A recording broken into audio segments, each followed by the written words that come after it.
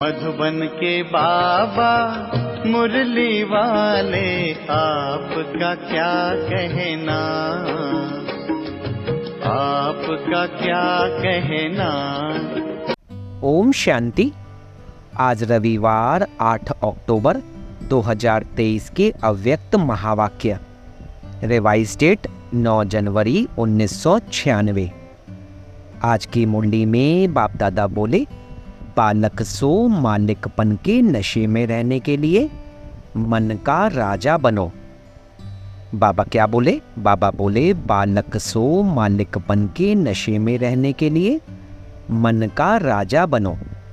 आज विश्व के मालिक बाप अपने चारों ओर के मालिक सो बालक बच्चों को देख रहे हैं। बालक भी हो तो मालिक भी हो। विश्व के मालिक भविष्य में बनेंगे, लेकिन बाप के सर्व खजानों के मालिक अभी हो। विश्व राज्य अधिकारी भविष्य में बनेंगे, लेकिन स्वराज्य अधिकारी अभी हो। इसलिए बालक भी हो और मालिक भी हो, दोनों हो ना। बालकपन का नशा सदा रहता ही है। बाप दादा ने देखा कि बालकपन का नशा चाहे इमर्ज रूप में चाहे मर्ज रूप में मेजॉरिटी को रहता है, क्योंकि अगर याद में बैठते हो तो भी क्या याद रहता है? बाबा। तो बाबा ये सोचना व कहना, बच्चा है तब बाबा कहते हैं, और जो सच्चे सेवादारी हैं उनके मुख से बार बार क्या निकलता है? बाबा ने ये कहा, बाबा ये कहते हैं, सारे दिन में चेक करो तो कितने बारी बाबा बाबा शब्द सेवा में कहते रहते हो। लेकिन दो प्रकार से बाबा शब्द कहने वाले हैं। एक है दिल से बाबा कहने वाले, और दूसरे हैं नॉलेज के दिमाग से कहने वाले। जो दिल से बाबा कहते हैं उनको सदा सहज दिल में बाबा द्वारा प्रत्यक्ष प्राप्ति, खुशी और शक्ति मिलती है। और जो सिर्फ दिमाग अच्छा होने कारण नॉलेज के प्रमाण बाबा बाबा शब्द कहते हैं, उनको उस समय बोलने में अपने को भी खुशी होती और सुनने वालों को भी उस समय तक खुशी होती, अच्छा लगता। लेकिन सदा काल के लिए दिल में खुशी और शक्ति दोनों हो, वो सदा नहीं रहती। कभी रहती है, कभी नहीं रहती। ऐसा क्यों? दिल से बाबा नहीं कहा। तो बाप दादा ने देखा कि बालकपन का निश्चय सभी को है, नशा कभी है कभी नहीं है। बाबा के हैं ये निश्चय, इसमें मेजॉरिटी ठीक है। बालक तो हो ही, लेकिन सिर्फ बालक नहीं हो, बालक सो मालिक हो, डबल है। तो मालिकपन एक स्वराज्य अधिकारी मालिक और दूसरा बाप के सर्व खजानों के मालिक, क्योंकि सर्व खजानों को अपना बनाते हो। मेरा वर्षा है, दाता बाप है, लेकिन बाप ने दिया कि आप वर्षे के मालिक हो, तो यह वर्षा सबको मिला है।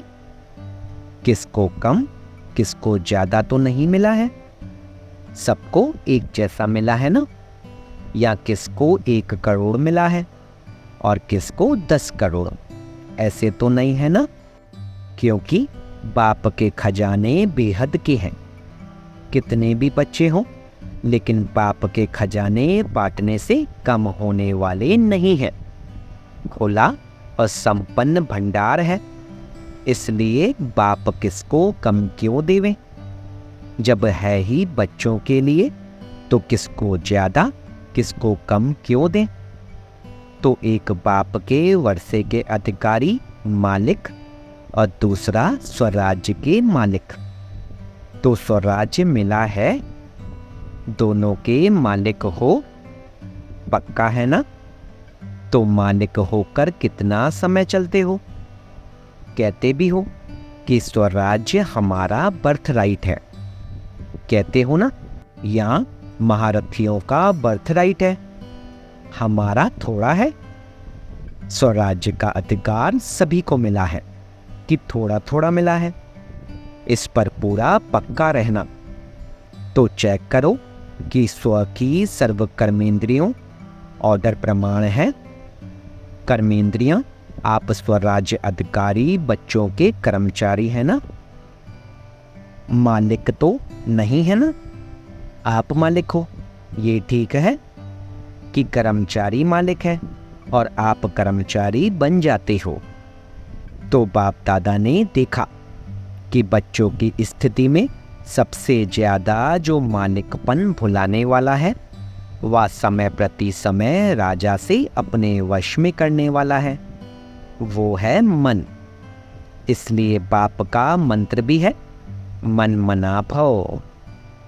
तन मना भव, धन मना भव या बुद्धि मना भव नहीं है, मन मना भव है।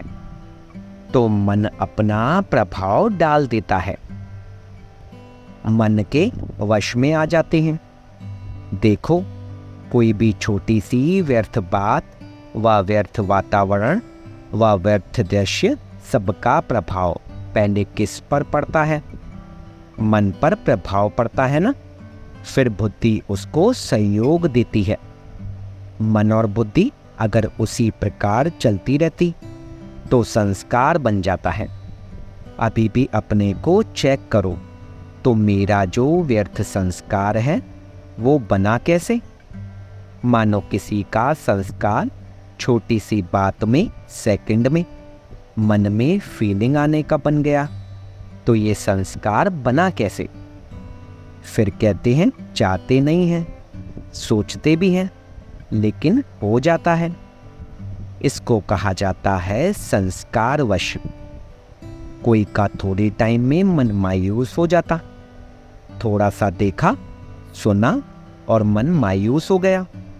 फिर अगर कोई पूछेगा तो क्या कहेंगे? कहेंगे नहीं, कोई बात नहीं, ये मेरे संस्कार हैं, ठीक हो जाएगा, संस्कार है। लेकिन बना कैसे? मन और बुद्धि के आधार से संस्कार बन गया। फिर भिन्न भिन्न संस्कार हैं जो ब्राह्मण संस्कार नहीं है। बाप दादा तो सोचते हैं कि कहलाने में तो किसी से भी पूछेंगे कि आप कौन हो तो क्या कहेंगे? ब्रह्म कुमारी या ब्रह्म कुमार हैं। तो ब्रह्मा के बच्चे क्या हुए? ब्राह्मण। लेकिन जब व्यर्थ संस्कार के वश हो जाते हो तो क्या उस समय ब्रह्म कुमार ब्राह्मण हो या क्षत्रिय हो? उस समय कौन हो? यदि अपने से युद्ध करते हो, ये नहीं ये नहीं, तो ब्राह्मण हो या क्षत्रिय हो? कई बच्चे कहते हैं 2 दिन से मेरे मन में खुशी गुम हो गई, पता नहीं क्यों। वैसे तो अंदर समझते हैं, लेकिन बाहर से कहते हैं पता नहीं क्यों। लेकिन वो दिन ब्राह्मण है या क्षत्रिय है? जिसकी खुशी गुम हो जाए तो ब्राह्मण है। तो क्या कभी क्षत्रिय बनते हो, कभी ब्राह्मण बनते हो? सभी ने कहा ना मालिक है, लेकिन उस समय क्या हो? मालिक हो या परवश हो? तो बाप दादा ने देखा कि मालिकपन को हिलाने वाला विशेष मन है और आप स्वराज्य अधिकारी राजा हो। मन आपका मंत्री है, वह मन आपका मालिक है। आप मंत्री हो, आप राजा हो ना? मन तो राजा नहीं है, मंत्री है, सहयोगी है। तो मन का मालिकपन ये सदा हो तब कहेंगे कि स्वराज्य अधिकारी, नहीं तो कभी अधिकारी कभी अधीन। इसका कारण क्या है? क्यों नहीं परिवर्तन होता? जब समझते भी हो फिर भी संस्कार के वश हो जाते हो। इसलिए पहले मन को कंट्रोल करो। कहते हो राजा है, लेकिन राजा का अर्थ है जिसमें रूलिंग पावर हो, राज्य करने की क्षमता हो। अगर नाम राजा हो और रूलिंग पावर नहीं तो उसका क्या हाल होगा? उसका राज्य चलेगा? नहीं चलेगा। तो रूलिंग पावर कितने परसेंटेज में आई है ये चेक करो। एक गलती बहुत करते हो, उसके कारण भी संस्कार के ऊपर विजय नहीं प्राप्त कर सकते। बहुत टाइम लगता है। समझते हैं कल से नहीं करेंगे, लेकिन जब कल होता है तो आज से कल की बात बड़ी हो जाती है। तो कहते हैं कल छोटी बात थी ना, आज तो बहुत बड़ी बात थी। तो बड़ी बात होने के कारण थोड़ा हो गया, फिर ठीक कर लेंगे। ये बड़ों को वह अपने दिन को दिलासा देते हो और ये दिलासा देते हुए चलते हो, लेकिन ये दिलासा नहीं है, ये धोखा है। उस समय थोड़े समय के लिए अपने को या दूसरों को दिलासा देना, बस अभी ठीक हो जाएंगे, लेकिन ये स्वयं को धोखा देने की आदत पक्की करते जाते हो, जो उस समय पता नहीं पड़ता, लेकिन जब प्रैक्टिकल में धोखा मिलता है तभी समझते हैं कि हाँ ये धोखा ही है। तो भूल क्या करते हो? जब बड़े या छोटे एक दो को शिक्षा देते हैं तो क्या कहते हो? ये मेरा स्वभाव है, मेरा संस्कार है। कोई का फीलिंग का, कोई का किनारा करने का, कोई का बार बार परचिंतन करने का, कोई का परचिंतन सुनने का। भिन्न भिन्न है। उसको तो आप बाप से भी ज़्यादा जानते हो, लेकिन बाप दादा कहते हैं कि जिसको अपने मेरा संस्कार कहा वो मेरा है। किसका है? रावण का। तो मेरा क्यों कहा? ये तो कभी नहीं कहते हो कि ये रावण का संस्कार है, कहते हो मेरा संस्कार है। तो ये मेरा शब्द यही पुरुषार्थ में ढीला करता है।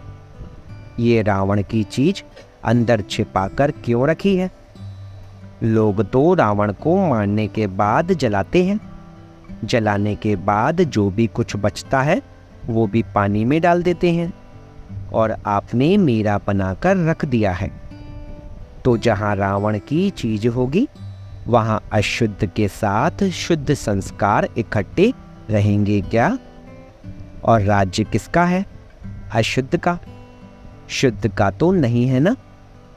तो राज्य है अशुद्ध का, और अशुद्ध चीज अपने पास संभाल कर रख दी है, जैसे सोना या हीरा संभाल के रखा हो।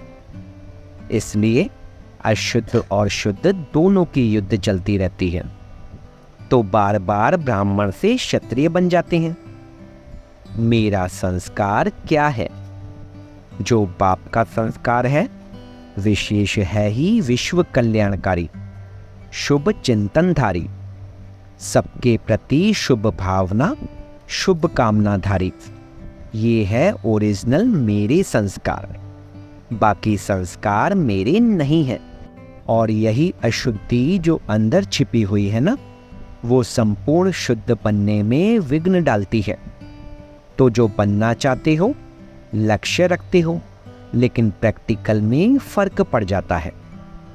मेजॉरिटी ने सोचा है, कईयों ने तो अपना संकल्प किया भी, लिखा भी कि इस डायमंड जुबली में बाप समान डायमंड बनना ही है।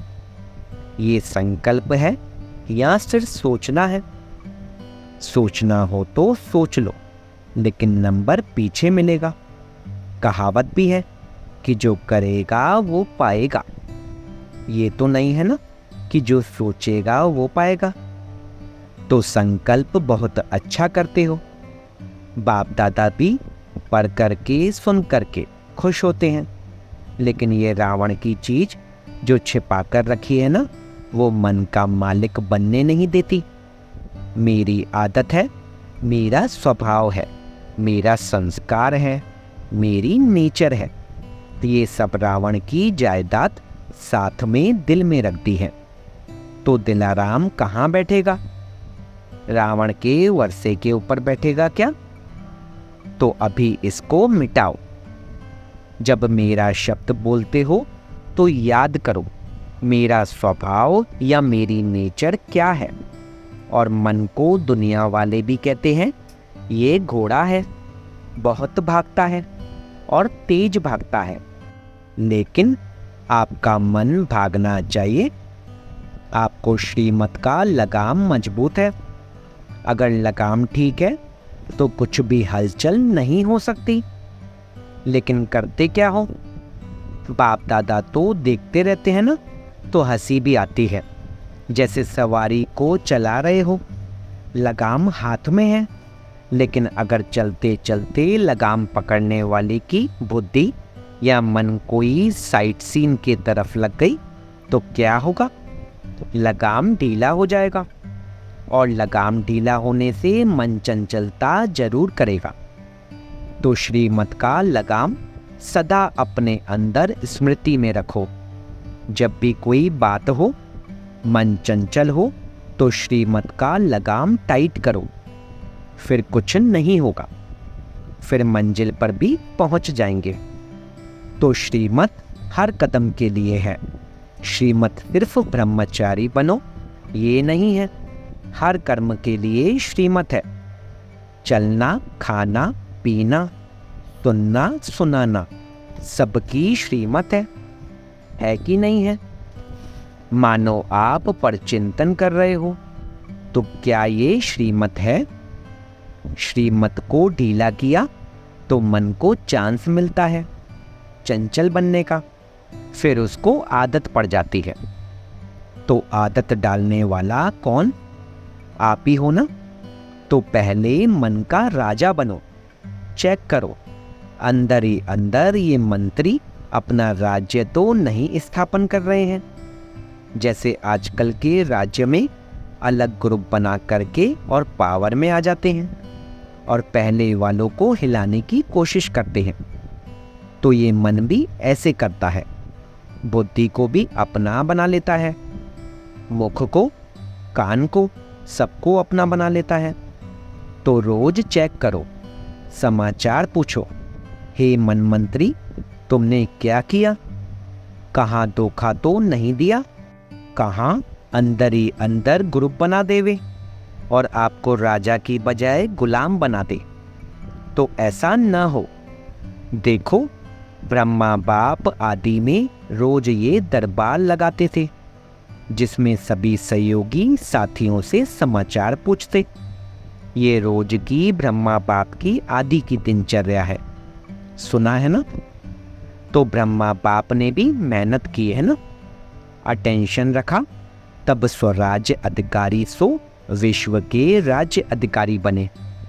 शिव बाप तो है ही निराकार, लेकिन ब्रह्मा बाप ने तो आपके समान सारी जीवन पुरुषार्थ से प्रारब्ध प्राप्त की।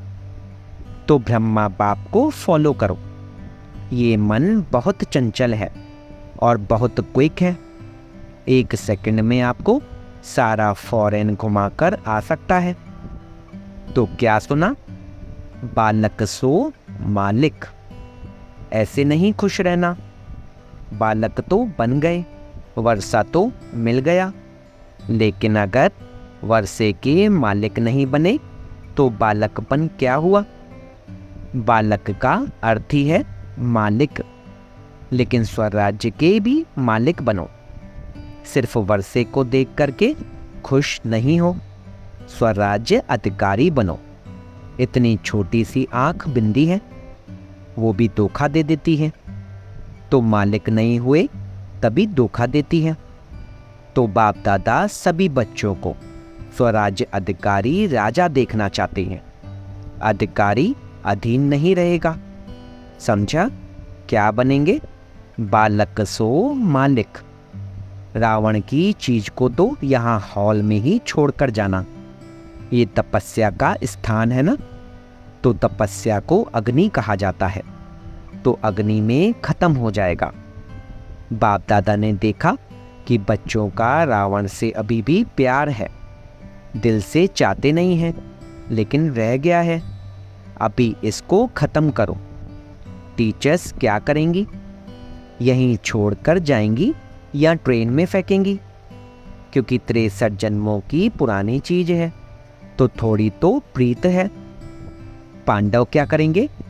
यही छोड़कर जाएंगे या नीचे आबू रोड पर छोड़ेंगे? यहीं छोड़कर जाना। छोड़ने के लिए तैयार हो? ढीला ढीला हाँ कर रहे हो। बाप दादा रोज कोई ना कोई बच्चों की बातें चेक करता है। आप भी चेक करेंगे तब तो चेंज होंगे ना। अच्छा, ये चांस तो एक्स्ट्रा चांस मिला है। ये भी नयों को या पुरानों को अचानक की लॉटरी मिली है। तो अचानक की लॉटरी का महत्व होता है। तो इस लॉटरी को सदा प्रैक्टिकल कर्म में लाते हुए बढ़ाते रहना। जितना स्वयं प्रति या औरों प्रति कार्य में लगाएंगे उतना बढ़ता रहेगा। तो बढ़ाते रहना। ये लॉटरी का दिन भूलना नहीं, याद रखना। चारों ओर के बालक सो मालिक, डबल अधिकार लेने वाले श्रेष्ठ आत्माएं, सदा स्वराज्य अधिकारी बन अपना राज्य चलाने वाले भाग्यवान आत्माएं, सदा बाप के संस्कार सो मेरे संस्कार। इस विधि से सेवा में आगे बढ़ने वाले श्रेष्ठ सेवाधारी आत्माओं को बाप दादा का याद प्यार और गुड मॉर्निंग। रूहानी बाप की रूहानी बच्चों को नमस्ते। हम रूहानी बच्चों की रूहानी बाप दादा को सिकवा प्रेम से नमस्ते नमस्ते नमस्ते बाबा, शुक्रिया बाबा, शुक्रिया।